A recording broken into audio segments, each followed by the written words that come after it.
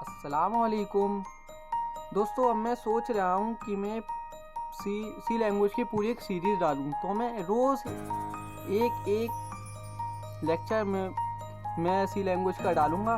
तो आप इसको आप रोज़ देखिए। ये 10 दिन में 15 दिन में ये सीरीज़ ख़त्म हो जाए या ज़्यादा टाइम भी लग सकता है। इससे तो आप मेरी रोज़ की वीडियोस देखने से आप सी लैंग्वेज घर पे बैठे बैठे आप फ्री में सीख सकते हैं। तो देखिए, आज मैं पहला लेक्चर शुरू करता हूँ जिसमें मैं बताऊँगा कि सी लैंग्वेज जो है, सी लैंग्वेज का बेसिक स्ट्रक्चर क्या है और सी लैंग्वेज होती क्या है। दोस्तों देखिए, जो सी लैंग्वेज जो है ये एक प्रोग्रामिंग लैंग्वेज है जिसमें हम प्रोग्राम बनाते हैं। अब प्रोग्राम क्या होता है? प्रोग्राम है सेट ऑफ इंस्ट्रक्शंस। अब इंस्ट्रक्शंस क्या होता है? जो भी हमको स्टेटमेंट लिखते हैं, हम जो भी कैलकुलेशन परफॉर्म करना चाहते हैं उसको हम स्टेटमेंट बोलते हैं। जैसे एग्जांपल मैं दूं, मैंने लिखा a equal to 5 comma b equal to 10। अब मैं चाहूँ कि a प्लस b हो जाए, that is also a statement. ये होते हैं हमारे स्टेटमेंट। तो हम अभी यूज़ किस काम आते हैं? ये बड़ी बड़ी कैलकुलेशन बहुत शॉर्ट टर्म में करने काम में आती हैं, जिससे हम बड़ी बड़ी कैलकुलेशन बहुत कुछ हम बहुत आसान तरीके से कर पाए। और वैसे सी लैंग्वेज का काफ़ी हाई लेवल में इसका यूज़ आता है। तो देखिए, मैं अभी ज़्यादा ना बता दूँ, सर पहले लेक्चर स्टार्ट करता हूँ जिसमें मैं आपको सी लैंग्वेज का बेसिक स्ट्रक्चर समझाऊंगा। तो देखिए, सी लैंग्वेज का बेसिक स्ट्रक्चर क्या है? इसमें सबसे पहले आता है document section. Document section, link section, definition section,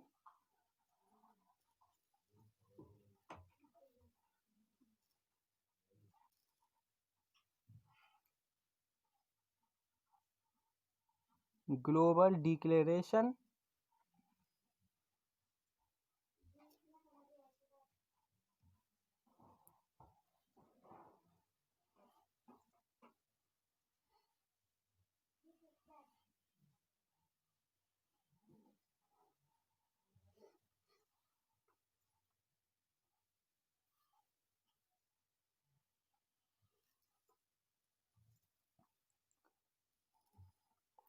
फिर आता है वॉइड मेन,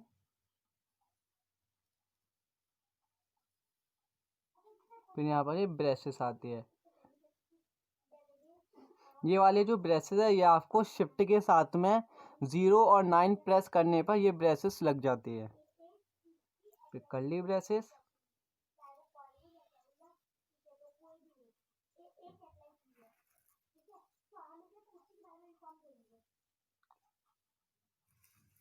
डिक्लेरेशन पार्ट,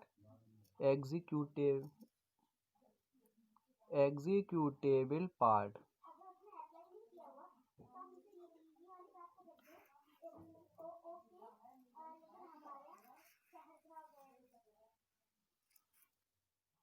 फिर यहाँ पर कर्ली ब्रेसेस बंद।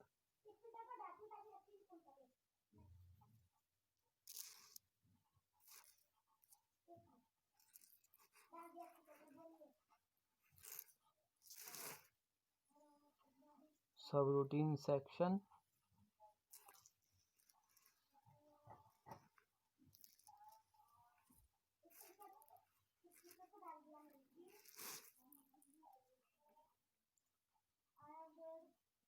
Function 1, function 2 dot dot dot, function n।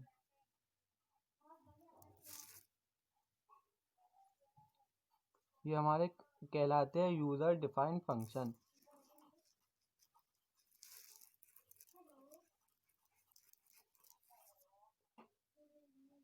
ये है हमारा बेसिक, ये है हमारा complete structure of C language. अब देखिए, अब बात करते हैं डॉक्यूमेंट सेक्शन क्या होता है, लिंक सेक्शन क्या होता है, डेफिनेशन सेक्शन क्या होता है। जो भी इसमें जो मैंने ये लिखा है इन सब का मीनिंग होता क्या है। देखिए, सबसे पहले हम डॉक्यूमेंट सेक्शन लिखते हैं। डॉक्यूमेंट सेक्शन में हम कुछ हमारा जो प्रोग्राम क्या काम करेगा, क्या वो परफॉर्मेंस करेगा, हम डॉक्यूमेंट सेक्शन में ये लिखते हैं। लिंक सेक्शन में ऐसी हमारी हेडर फाइल्स होती है, ये मैं एक एक करके विद डेफिनेशन पूरे विद नोट्स आपको मैं प्रोवाइड करूँगा। ये दिए एक एक करके मैं ये सब आपको बताऊंगा कि डॉक्यूमेंट सेक्शन क्या होता है, लिंक सेक्शन क्या होता है, डेफिनेशन सेक्शन क्या होता है और ग्लोबल डिक्लेरेशन क्या होता है। फिर बात मैं करूंगा वॉइड मैन की, जो फिर वॉइड मैन, और ये वॉइड मैन बहुत इंपॉर्टेंट है। वॉइड मैन लिखते हैं, मेन फंक्शन इसको ये कहलाता है। फिर डिक्लेरेशन पास एग्जीक्यूटेबल पार्ट, इसमें हम वो कुछ लिखते हैं जो हम परफॉर्मेंस करना चाहते हैं। जैसे एग्जांपल मैंने A+B लिया था, ये इसके अंदर आता है, ठीक है, इसके अंदर हम इसको लिखते हैं। फिर एग्जीक्यूटेबल पार्ट आता है, फिर ये मेन फंक्शन बंद हो जाता है। जहाँ पर भी ये कर्ली ब्रेसेस ओपन होगा वहाँ पर इसका क्लोजिंग भी कहीं ना कहीं हो रहा होगा, ये मस्ट है। फिर ये आता है सब रूटीन सेक्शन। फिर हम यहाँ पर आते हैं यूज़र डिफाइंड फंक्शन। जितने भी हमने ऊपर ये जैसे मेन फंक्शन था, इसके में जितने जैसे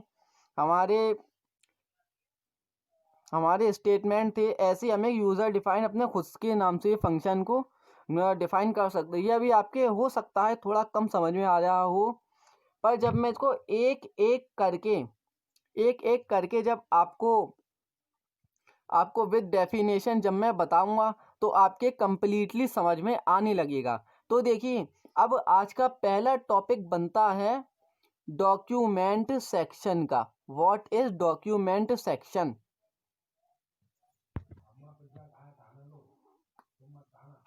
तो देखिए, अब मैं आपको बताता हूँ डॉक्यूमेंट सेक्शन।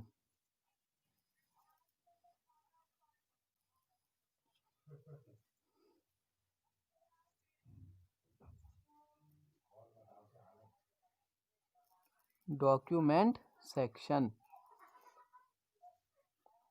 तो आप इसमें से ये 2-3 लाइनें लिख लीजिए।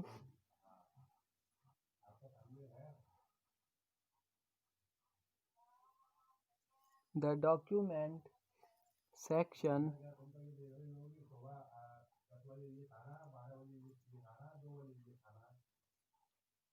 Consist of A set of comment line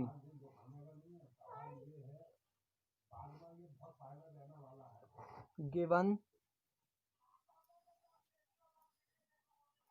the name of the program।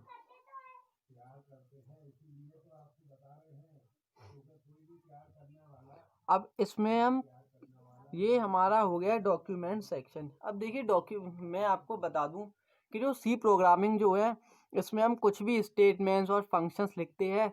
अब ये स्टेटमेंट फंक्शन क्या होते हैं ये मैं आपको अभी डिटेल में समझाऊंगा। पर जो इस कंपाइलर होता है, सी कंपाइलर, वो क्या करता है कि इसकी हर एक लाइन को कंपाइल करता है कि उसका मीनिंग क्या है, उसका मीनिंग निकालता है, फिर हमें उसका रिजल्ट देता है आउटपुट में। अब डॉक्यूमेंट सेक्शन क्या होता है, हम चाहते हैं कि कोई एक लाइन बस उसको हम रीड करें, कंपाइलर रीड ना करे, that is document section, that is comment line. उसको कंपाइलर रीड नहीं करेगा, उसको सिर्फ हम पढ़ेंगे, हम रीड करेंगे। अब इसका फ़ायदा क्या होता है, क्योंकि देखिए हम कुछ प्रोग्राम्स होते हैं जो बड़े प्रोग्राम्स होते हैं, जैसे प्रोग्राम है, कोई सिंपल प्रोग्राम है, अब वो पूरा रिटेन है, उसकी कोडिंग है, अब हमको नहीं पता कि ये प्रोग्राम, ये कोड काम क्या करता है, तो हमको वो पूरा कोड चेक करना पड़ेगा कि ये कोड इसमें क्या कह रहा है, जब हमको समझ में आएगा कि ये काम करेगा। पर हम क्या चाहते हैं कि हमको ये करना ना पड़े, हमको इजीली पता चल जाए। तो हम क्या करते हैं, एक ऊपरी कमेंट लाइन बनाकर लिख देते हैं, आप जहाँ चाहे वहाँ लिख सकते हैं कि जो भी ये प्रोग्राम काम क्या कर रहा है, या ये फंक्शन या ये स्टेटमेंट काम क्या कर रहा है, तो आप वो सिंपल लिख दीजिए। तो फिर इससे क्या होगा, इससे हमको ये लाइन पढ़कर पता चल जाएगा कि ये प्रोग्राम ये काम कर रहा है। हमको तो पूरा प्रोग्राम पढ़कर चेक करने की ज़रूरत नहीं पड़ेगी। ये होता है डॉक्यूमेंट सेक्शन। अब डॉक्यूमेंट सेक्शन को हम करते कैसे है, डॉक्यूमेंट सेक्शन बनाते कहते, इसके हमारे दो टाइप है। Number one single comment line,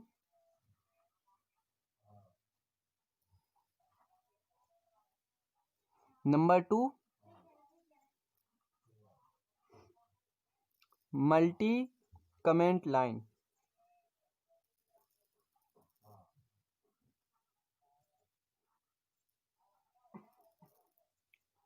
multi लिख दीजिए या फिर इसको मल्टीपल लिख दीजिए, मल्टीपल कमेंट लाइन,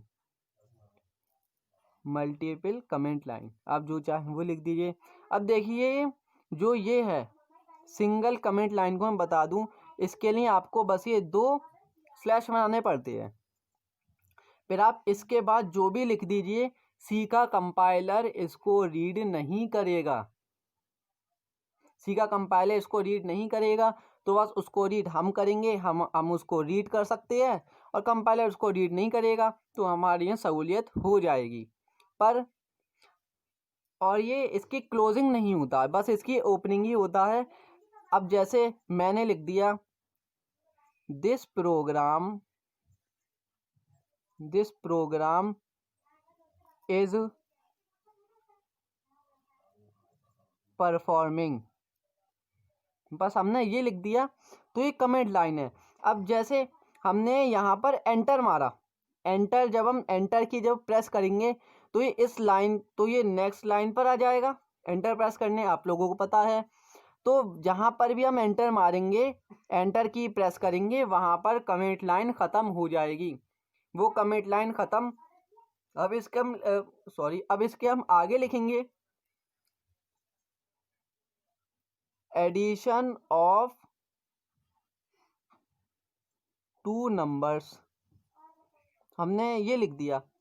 तो इसको तो सी का जो कंपाइलर है वो जो सी का कंपाइलर है दिस प्रोग्राम में इज परफॉर्मिंग, इसको तो कंपाइल नहीं करेगा क्योंकि ये हमारा ये कमेंट लाइन है। पर एडिशन ऑफ 2 नंबर्स ये कमेंट लाइन नहीं है, तो सी का कंपाइलर इसको रीड करेगा, that is single line comment. अब हम चाहते हैं कि ये भी कमेंट लाइन बने, तो इसके लिए आपके पास 2 ऑप्शन है, आप यहाँ पर भी डबल स्लैश लगा दीजिए, ये भी कमेंट लाइन बन गई। और फिर दूसरा ये है multiple comment line. Multiple comment line open होती है स्लैश और एस्टेरिस्क, फिर इसके बाद आप जो भी लिख दीजिए, जितने चाहे उतने एंटर मारें, जितने चाहे उतने एंटर की प्रेस करें, फिर बस इसका क्लोजिंग होता है एस्टेरिस्क स्लैश। इसके बीच में आप जो चाहे वो लिख दीजिए, जितने चाहे उतना स्पेस दीजिए, जितने चाहे उतने एंटर मारिए, वो सब हमारा कमेंट लाइन में आएगा। बस इसकी क्लोजिंग आपको करनी है। क्लियर? अब तो देखिए इसी के साथ मेरा ये पहला लेक्चर फिनिश हुआ। अब कल मैं आपको इस लिंक सेक्शन के बारे में बताऊंगा, और फिर उसके नेक्स्ट डे में आपको डेफिनेशन सेक्शन के बारे में बताऊंगा, फिर ग्लोबल डिक्लेरेशन के बारे में बताऊंगा। तो मैं ऐसे एक एक करके 1 बाय 1 आपको हर चीज़ समझाऊंगा, जिससे कि आप सी लैंग्वेज को सीख सकें। ठीक है, तो आज के लिए बस इतना ही।